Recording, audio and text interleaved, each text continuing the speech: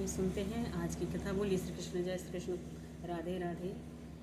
तो भागवत के अधिकारी और वक्ता और श्रोता कौन है? और प्रथम स्कंद अधिकार लीला है। 2 प्रकरण परिपूर्ण हुए हैं। प्रथम स्कंद में आचार्यों ने 3 प्रकरण माने हैं, मतलब 3 प्रकरण हैं। उत्तम अधिकार प्रकरण, मध्यम अधिकार प्रकरण, हीन अधिकार प्रकरण। तो यहाँ सूत जी हीन वक्ता हैं और शौनक मुनि हीन श्रोता है। व्यास और नारद मध्य वक्ता है और मध्य श्रोता है। सुखदेव जी महाराज उत्तम वक्ता है और परीक्षित जी उत्तम श्रोता है। सूत जी हीन वक्ता है, इसका अर्थ यह नहीं है, ऐसा नहीं है कि हमसे तो बहुत श्रेष्ठ हैं। सुखदेव जी महाराज की दृष्टि से विचार करने पर ऐसा लगता है कि सुखदेव जी में ज्ञान, वैराग्य, भक्ति परिपूर्ण हैं। उनकी कक्षा से नीचे उतरते हुए सूत जी ज्ञानी तो हैं, उनका अभिमान अभी मरा नहीं है। ज्ञानी जब भगवत भक्त होते हैं तभी अभिमान मरता है, भक्ति के बिना अभिमान मरता नहीं है। भक्ति के बिना अभिमान नहीं मरता। सूत जी जब कथा कहते हैं तो उनको ऐसा लगता है कि जो मेरी कथा सुन रहे हैं उन श्रोताओं में से मैं कुछ ज़्यादा समझता हूँ, ऐसा सूत जी को लगता है। मैं बड़ा ही श्रेष्ठ हूँ, मैं उनको उपदेश करता हूँ। किसी को हल्का समझने के लिए ज्ञान नहीं है। सूत जी में ज्ञान का अभिमान है। कथा में 2-4 बार प्रकट भी हुआ है कि अभिमान शब्द से बाहर निकलता है। अभिमान हमारी वाणी से ही बाहर निकलता है, यानी अभिमान शब्द से बाहर निकलता है। सूत जी में वैराग्य का अंश कम है, इसीलिए उनको हीन वक्ता माना गया है। हमसे तो बहुत श्रेष्ठ हैं। और व्यास और नारद जी मध्यम वक्ता और मध्यम श्रोता है। व्यास जी और नारद जी में ज्ञान परिपूर्ण है, भक्ति परिपूर्ण है, अभिमान नहीं है। व्यास जी और नारद जी में वैराग्य के अंश थोड़ा कम है और सुखदेव जी में ज्ञान, वैराग्य और भक्ति तीनों परिपूर्ण हैं, इसीलिए सुखदेव जी को उत्तम वक्ता माना गया है। व्यास और नारद समाज सुधारक संत हैं। व्यास और नारद जी में वैराग्य का अंश थोड़ा कम है। सुखदेव जी में ज्ञान और वैराग्य और भक्ति तीनों परिपूर्ण हैं, इसलिए सुखदेव जी उत्तम वक्ता माने गए हैं। व्यास और नारद समाज सुधारक हैं। जिनको समाज सुधारने की इच्छा है उनको भगवान को थोड़ा भूल करके समाज का चिंतन करना ही पड़ता है। जिसको समाज सुधारने की इच्छा है, समाज सुधारने में यद्यपि भगवान उनको सहायता करते हैं, थोड़ा भूल होने पर भी समाज सुधारने में भक्ति प्रचार हो। जिसको समाज सुधारने की इच्छा हो उसको हल्के लोगों का संग करना ही पड़ता है, यानी अच्छे बुरे सब का संगति करना पड़ता है। जिसको समाज सुधारना होता है तो इसमें कोई बुराई नहीं, कोई दोष नहीं, ऐसा कहते हैं ऋषि मुनि आचार्यों ने। और आगे की कथा कहते हैं कि जब भगवान श्री राम, भगवान श्री कृष्ण जगत में मनुष्य के तन धारण करके आए तो भी समाज नहीं सुधरा। जो काम भगवान नहीं कर सकते वह काम जीव क्या करेगा। अपने मन को सुधारो, अपने घर के लोगों को सुधारो, आपके जो पड़ोसी हैं उनको सुधारो। व्यास जी और नारद जी में ज्ञान परिपूर्ण है, भक्ति परिपूर्ण है, अभिमान नहीं है। उनको समाज सुधारने की भावना है। जब वैराग्य का थोड़ा सा अंश कम है, पर वैराग्य का थोड़ा सा अंश कम है, इसलिए उनका नंबर दूसरा दिया गया है। किसका? क्या बोलते हैं, सुखदेव व्यास जी को, इसीलिए उनका नंबर दूसरा दिया गया है।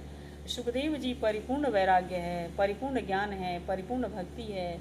सुखदेव जी महाराज की कथा से बहुतों का जीवन सुधरा है।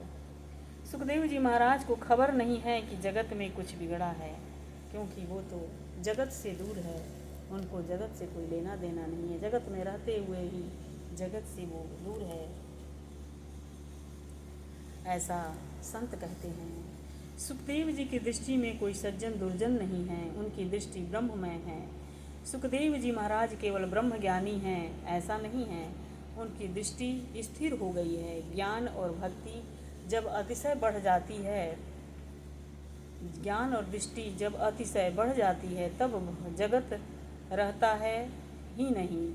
यानी जब ज्ञान बढ़ जाता है तो स्थिरता आ जाती है, तब जगत रहता ही नहीं है, भगवान ही रहते हैं। सुखदेव जी को कथा से बहुत लोगों का जीवन सुधरा है, पर सुखदेव जी को खबर नहीं है कि समाज में कुछ बिगड़ा है। सूर्य नारायण को अंधेरा नहीं दिखता।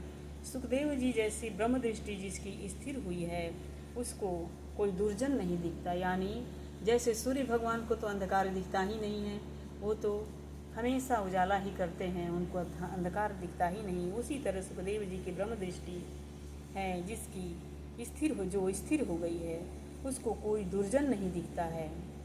सुखदेव जी में सभी एक जैसे नज़र आते हैं, सभी सही नज़र आते हैं। सुखदेव जी को भागवत का प्रधान माना गया है। वाणी और वर्तन जिसका एक है उसको उत्तम वक्ता कहते हैं। जिस वक्ता की कथा में हजारों श्रोता आए वह उत्तम वक्ता नहीं है। जैसे बहुत सारे लोग सुनने के लिए जिसकी कथा में आते हैं वो उत्तम वक्ता नहीं है। सुखदेव जी महाराज जो बोलते हैं उसे जीवन में अनुभव किया है।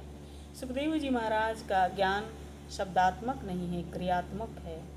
जिसका ज्ञान शब्दात्मक है वह साधारण वक्ता है।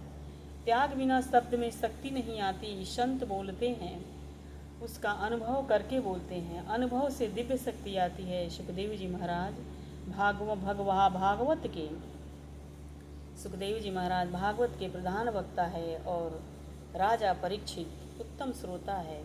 मातृशुद्धि, पितृशुद्धि, वंश शुद्धि, अन्न शुद्धि और आत्मा शुद्धि, ये 5 शुद्धियाँ जिसकी परिपूर्ण है उसको उत्तम श्रोता माना गया है।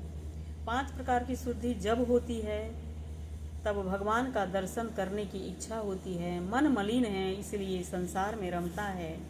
अनेक बार मानव दुखी होता है तो भी उसको संसार मीठा लगता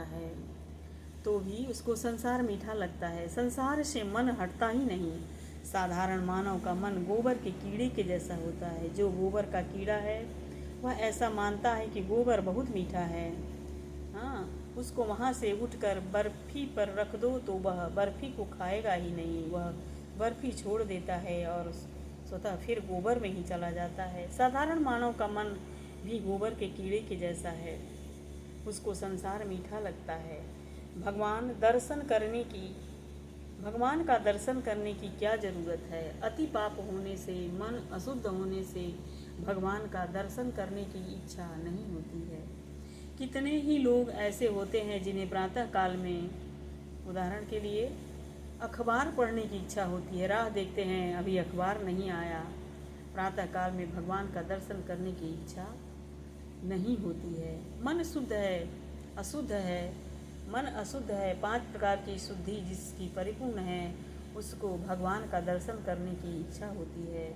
इसीलिए कहा गया है मातृशुद्धि, पितृशुद्धि, वंश शुद्धि, अन्न शुद्धि, आत्मा शुद्धि। 11वें अध्याय में परीक्षित की पंचविधि बीज शुद्धि बनाई गई है। फिर 12वें अध्याय में परीक्षित के जन्म की कथा है। प्रभु के प्यारे पांडव हैं, पांडव के वंश में परीक्षित जन्म लिया है। और ये कथा यहीं विश्राम करती हूँ। आगे की कथा में है राजा परीक्षित की जन्म की कथा। अगर इस कथा में कोई गलती हुई, कोई शब्द मेरे मुंह से गलती निकल गया हो तो कृपया उसको सुधार कर सुनिएगा, क्षमा कीजिएगा। श्री कृष्ण, राधे राधे।